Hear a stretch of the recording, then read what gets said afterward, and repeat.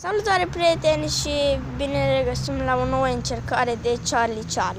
Am auzit și eu pe YouTube de Charlie și am zis că este o prostie, dar chiar este adevărat. Hai să încercăm.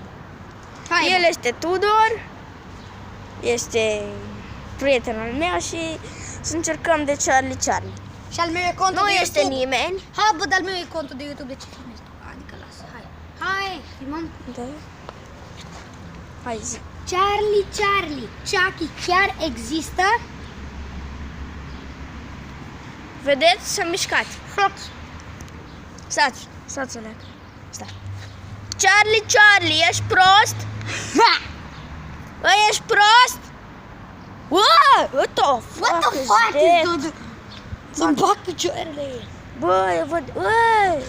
Bă, dar s-a mișcat, e rău. Hai, bă, mai încercăm o dată, bă, mai încă o dată. Charlie, ești aici? What the fuck is that? You're my motherfucker! What the fuck? Bine, chiar asta a fost cu creioanele. Dă creioanele încoace, băga mea și pula în ele de creioane. Ale de acolo de creioane, băga mea și pula.